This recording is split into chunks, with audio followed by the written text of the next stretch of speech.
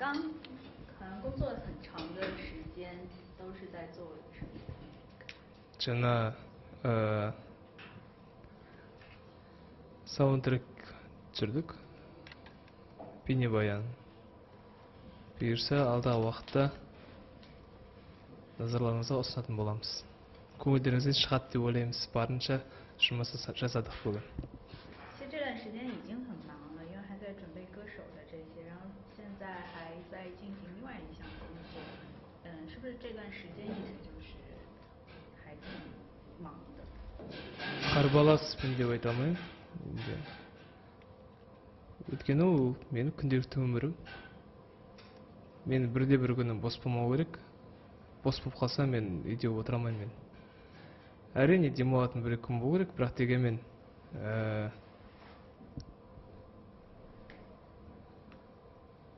бір күн жұмыс жасап, екі күн демалып, бір күн жұмыс жасап, екі күн демалып жүретін жандардың қатарына емеспін мен. Басқа жұмыс болса бәлкім ұнатпаған болар ма едім, бірақ творчество, сахна, көрермендер ол мені одан әрі шабыттандырады. 刚刚也看到李玛姬用中文录了那个 ID， 然后就觉得中文对他来讲好像也还蛮有难度的。现在最近他有没有一些那个就是说的比较溜的中文？ 매워. Қытай тілі әрине ең қиын, ең бай тілдердің бірі. Және де Қытай тілін үйреніп алсам, меңгеріп алсам, өте қуанышты болар едім. Өйткені қазір барлық творчеством енді Қытай мемлекетінен басталып жатыр.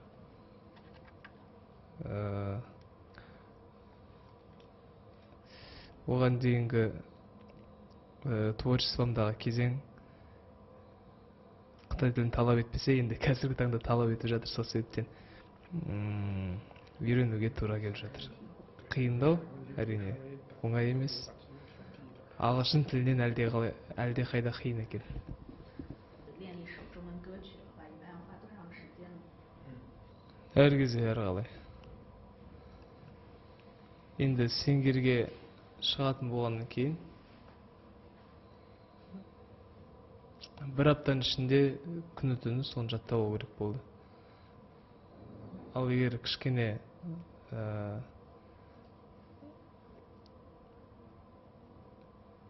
еркіндік болғанда, енді сахнаға алып шығатын дүние емес, саундтрек болғанда әрине бір аптадан көп уақыт бересің.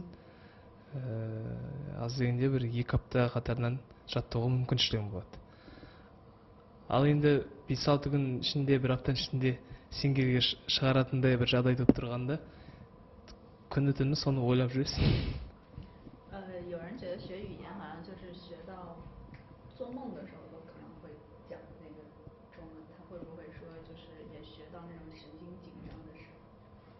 түсімде көре алатын болсам, мен түсімде көрген болар едім де, көбірек есімде қалатын еді сол кезде ұйықтап жатқанда да. Ал түсімде көрмеппін енді. Бірақ ұйқыдан тұрғаннан жатып қалғанша дейін ойлайтыным, мысалы Чуйнон әнін жаттаған кезде біраз қиналдым енді. Және де кеше мама туралы ән Ханхон әпкеміздің репертуарынан тамаша әнші, тамаша ән, керемет әншінің репертуарынан ән орындау өте қиын. Сол себептен барынша тырыстым. Сөзіне ерекше мән беруге тырыстым. Бірақ енді басқа адамдар үшін, Қытай тілін білетін адамдар үшін ол белгілі бір сөз мағынасы бар болса, мен үшін әннің толықтай мағынасын білемін де, бірақ та дегенмен әрбір сөздерді жаттау қиынға соғады. Өйткені мен үшін ол әріптердің жиынтығы болды. Енді біраз қиындау болды, сөздің шыны керек. Осы сәтті пайдаланып рахмет айтқым келеді. Ханхон әпкемізге үлкен рахмет айтқым келеді. Жаңағыда Өздеріңіз көрген болсаңыздар, байқаудың басында телефон шалып, бәріңіз ол кісіні былтырғы жеңімпаз екенін бәріңіз де білесіздер. Сингер жобасының жасы менен үлкен болса да құрмет көрсетіп, кішіпейілдігін танытып, үлкен басын кішірейтіп, звондап, жақсы сөздерін айтып,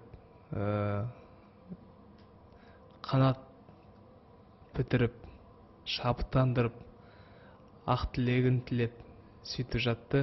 Мен өте қатты қуанып қалдым, өйткені ол кісінің творчествосын өте қатты жоғары бағалаймын, өте жақсы көретін едім. Енді кезекте тамаша адами қасиеттері бар екеніне де көзім жетті. Сол себептен үлкен рахмет етемін. 像天亮了，还有那个邱意浓这些作品是迪玛希自己选出来的呢，还是有参考谁的意见？ Өзім таңдадым. Негізінде осы уақытқа дейін мен қандай ән айтқым келеді, өзім білемін оны. Ешкім келіп мына әнді айтасың болды деп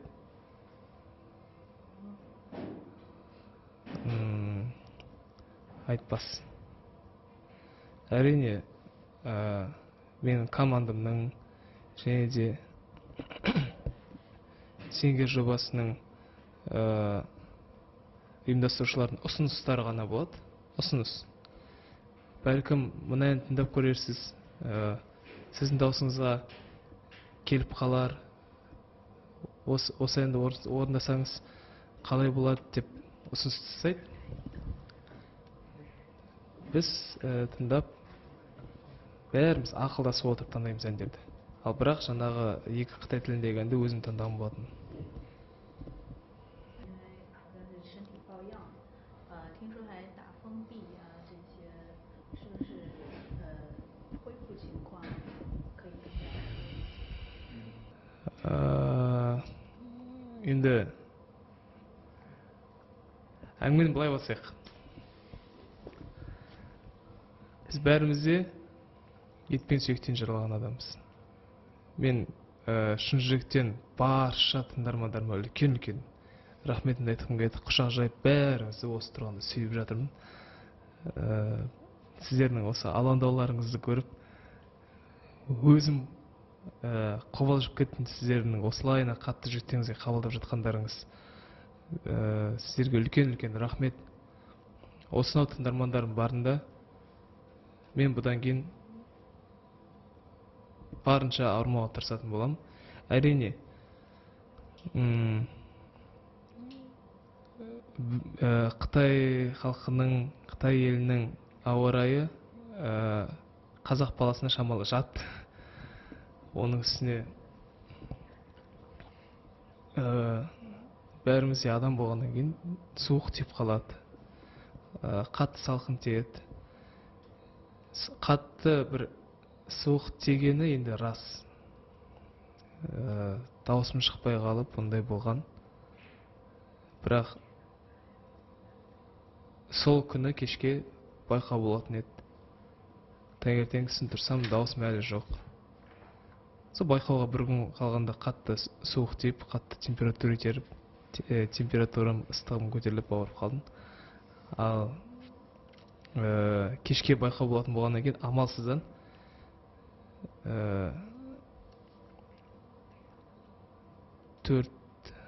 тәулігіне 4 мәрте укол салғыздық.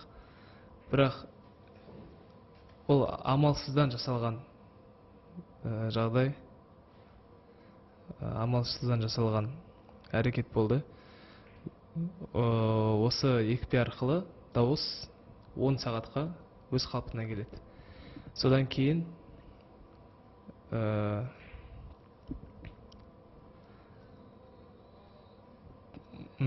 адамның ауырғаны әлі, ол ауырғанды емдеп жіберетін нәрсе емес, тек 10 сағатқа ғана қалпына келтіреді, белгілі бір концертке шығу үшін. Сондай әрекетке баруға бел будық. Енді қазір таңда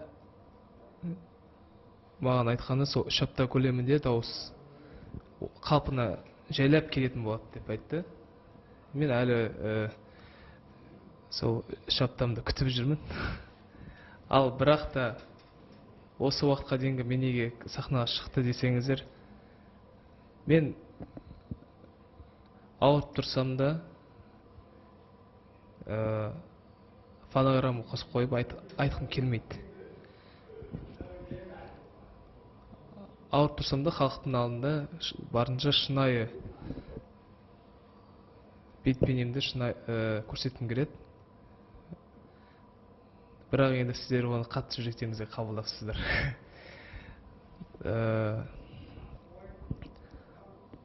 Осылайынан ауырып тұрсам да шыққандағы себебім, мен сахна дегенде барлық нәрсемді ауырып жатқанымды, бір жерге кешігіп жатқанымды бәрін ұмытып кететін адаммын. Бірдеңе күтіп тұрғанын көтем. Өйткені мен көрермендеріммен қауышқан кезімде бақыттымын. Көрермендерінің алдына шығып, ән салып, оларды қуантсам, оларды көріп мен де қуанамын. Сол себептен сондай бақытқа кенелгім келгеннен кейін, асығыстық танытып сахнаға шығып кеттім.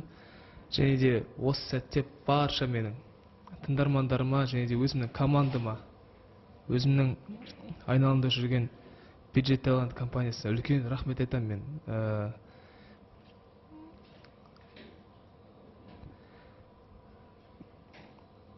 Алды-артыма қаратқызбай, бір қарасам бұлай келіп тәрі әкеп береді, бір қарасам бұлай келіп жағдайымды қарап жатады. Барша ынтасымен мені демеп, ауырған кезімде жанымнан табылды. Бірақ досы көпті дау алмайды дейді. Апамыз деген досым бар, жан досым, өте тамаша жігіт. Ауырғанымда жанымнан табылды. Енді әлі күнге дейін емделіп келе жатырмын. Бәрі жақсы, уайымдамаңыздар. Дұрыстап келе жатыр. 但是之前一直以来那个成绩都特别好，然后稍微有一点点的下坡了以后，会不会有一些紧张，或者说有一定的心理压力？ енді бірде бұлай болып жатады ғой.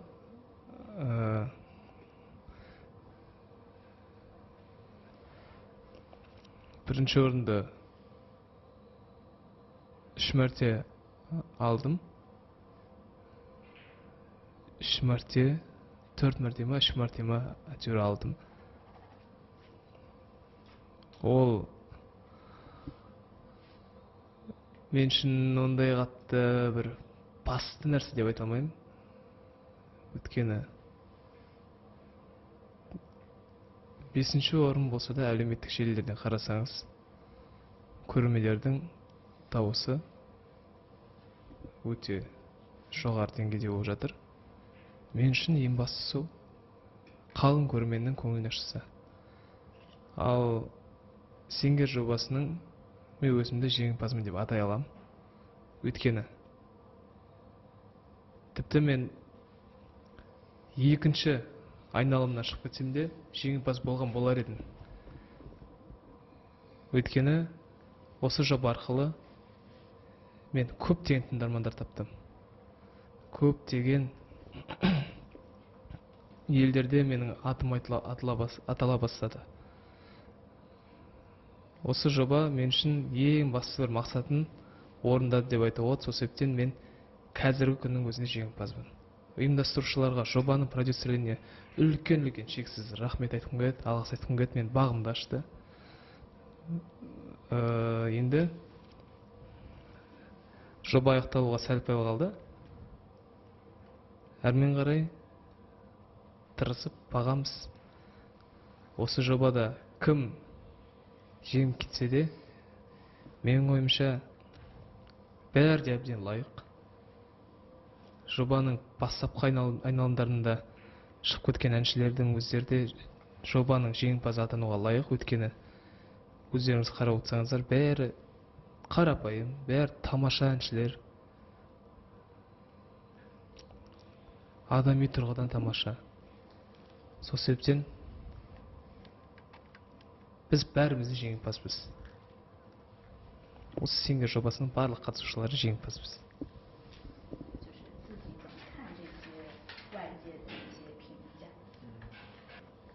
Өте керемет қараймын. Қазіргі 20 жасар кезінде айтылмағанда қашан айтылады? Жасым небәрі 22-де. Сын қабылдайтын кезде ойлаймын. Бірақ сындары бар. Мен келіспейтін сындар бар. Дұрыс емес, кейде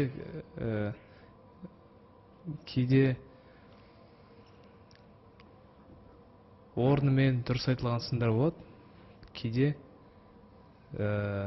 орынсыз айтылған сындар болады. Сол себептен әр адам өзінің ақылын қосып, саралай білу керек.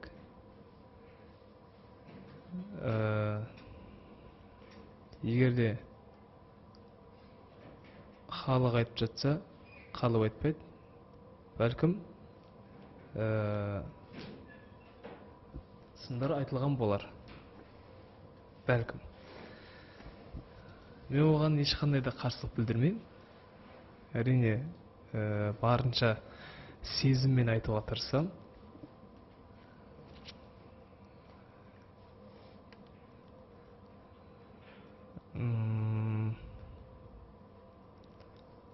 Менің айтқым келгенін түсініп жатқан көрермендер бар. Егер олар болмаса, егерде мен сезімімді қоспай орындаған болатын болсам, бәлкім мен жобаның аяғына дейін жетпеген болар ма едім. Осында ойлам қарауға болады. 其实这是第一次参加中国的一个竞技类的音乐节目，相比之下有自己就范希自己觉得和其他的比赛有些什么不一样的地方吗？ әрбір байқау тіпті әрбір байқау емес, әр сахнада өнер көрсету менің жасымда маған тәжірибе болып жиналады. Ең алдымен I'm Singer жобасы басқа байқауларға қарағанда ерекшелігі оның ұзақтығы. Оның өту мерзімі 2-3-4 кезеңнен емес, 10-нан астам кезеңнен тұрады. Және де мен үшін ең қиынға соққаны ол әрине туған елден таса жүру. Ол сонша уақыт. Мен ең алғашқы өмірімде осынша уақыт туған елден аттап, қалай айтсам болады, басқа елде осынша ұзақ уақыт жүрген екенмін. Маған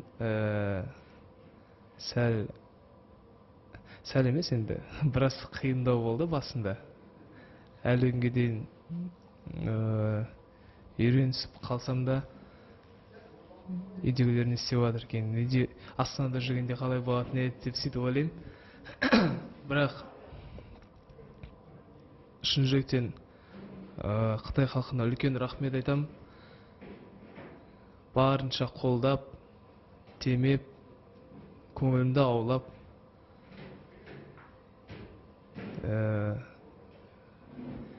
тіпті маған арнайы ас мәзірін дайындап әрқашанда. Мен жей алатын тағамдардың бәрін жасап беру сөйтіп жүреді қасындағы командам. Сол себептен маған жеңілдеу болып жүрген болар. Ал ұқсастығы басқа байқауларға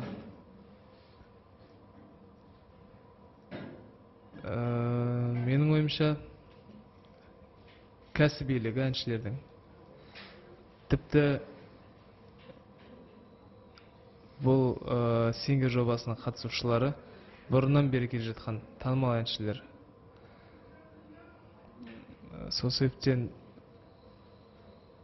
мен үшін үлкен бақыт осынау. Үлкен жобада бой көрсетіп, үлкен әншілермен бірге жарысу мен үшін үлкен бір белес болды, арман болды, және де бақыт. Сол себептен жеңіске ұмтылғым келеді, жеткім келеді, бірақ дегенмен мен үшін ең басты мақсат орындалды. Кәсіби тұрғыда мен әрине шыңдалып жатырмын.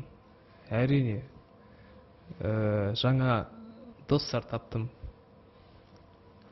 Білімім практикалық тұрғыдан өсіп жатыр. Сол себептен осы жобаға қатысқалы мен тек жақсы эмоцияларға бөленіп жүрмін.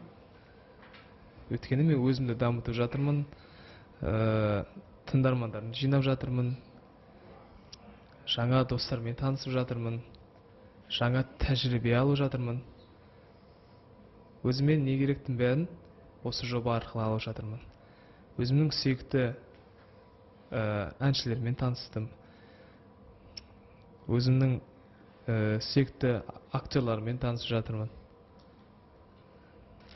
Сол себептен рахмет айтудан басқа қазір аузыма түк түспей тұр.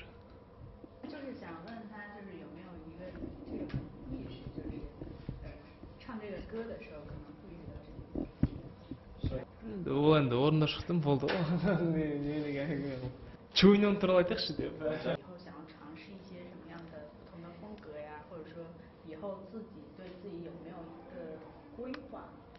Болашаққа қандай жоспарларым бар екен әлі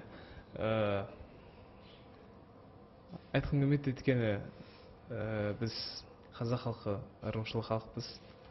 Мен ырымға өте қатты сенбегенмен бәлкім деп тұрмын да іште айтпай қояйын. Сол себептен әзірге оны уақыт көрсетер шығар сіздерге. Бірақ жақсы жаңалықтармен қуантамын. Күштілеп тұрып бір қуантамын. Ал әрине Қытай халқы осынау үлкен көрермендер аудиториясын жинап бергеннен кейін мен міндетті түрде жұмысымды Қытай елінде де жалғастыратын боламын. Өйткені мен білем, бұл шыңға жету, бұл сахнаның төріне шығу, ол оңай болған жоқ. Осынау көрермендерді жинағаннан кейін мен сол кісілер үшін жұмыс жасау керекпін. Сол кісілердің көңілінен шығу үшін ренжете алмау үшін барымды салу керекпін. Өйткені ол екінің бірінің қолынан келе бермейтін жұмыс, екінің бірінің басына бұйырмайтын бақ.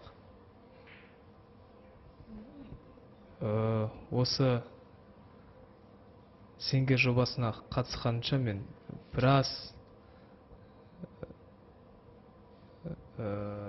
еңбектендім. Біраз жылдар болды жасаған. Біраз сахналарға шығуға тура келді. Біраз байқауларға бардық. Біраз қобалжу кездерінде басына өткіздік. Сол себептен осы күнге жеткеніме шүкіршілік айта отырып, көрермендерім үшін жұмыс жасай беруден тайынбау керекпін деп ойлаймын. Байланыс жағына келетін болсақ, ең алдымен ол кісіден үйренгенім ол сөзбен айтып жеткізуге қиын адами қасиеттері, қарапайымдылықтары. Мен таңғалғаным осынау деңгейге жетіп тұрып кішіпейілділік танытып жүргендері, қарапайымдылық танытып жүргендері маған үлкен үлгі. Менде жасым ұлғайған сайын сол кісілердей қарапайым болып қалғым келеді. Жас балдарға демеу болып, жас балдарға жақсы жағына үгіт насихаттарымды айтып, кеңестерімді беріп, қазір ағалар маған істеп жүрген істердің бәрі мен де болашақта сөйтіп артына ергендерге істегім келетін болады. Сол себептен үлкен рахмет айтам. Қарапайымдылықтары үшін рахмет айтам. Ізеттілігі үшін рахмет айтам. Ізет көрсете білгендігі үшін рахмет айтам. Ол мен үшін ең құнды қасиет. Ол қарапайымдылық, ол ең адамның құнды қасиеті. Ол әр адамның ішкі рухани дүниесінің байлығына байланысты деп ойлаймын. Кейбір кісілер болады, кішкене ғана бір жетістікке қолы жетсе, шалқасынан түседі. Қазақта бір жақсы сөз бар еді.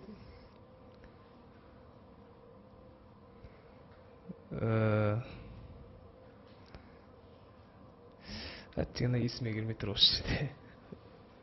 Бірақ та айтқым келгені сол қарапайым болып қалу керек. Қарапайым болып қалған ең әдемі қасиет деп ойлаймын мен. Тіл деп па? Ал басқа жеріне келетін болсақ,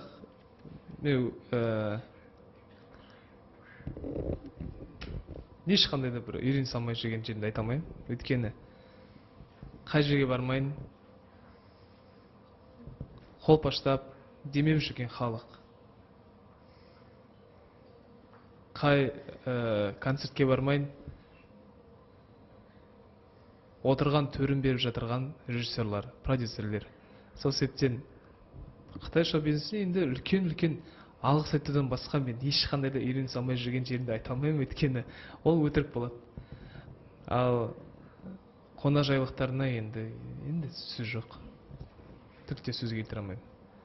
Қай концертке бармайын,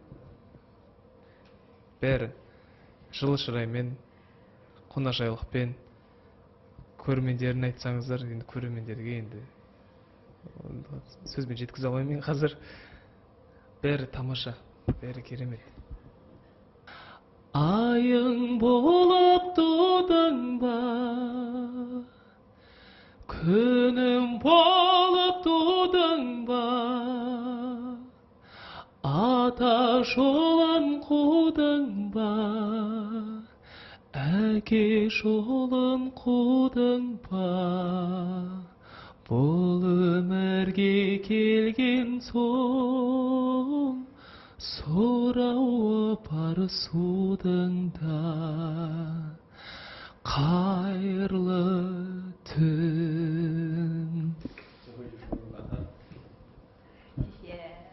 谢谢。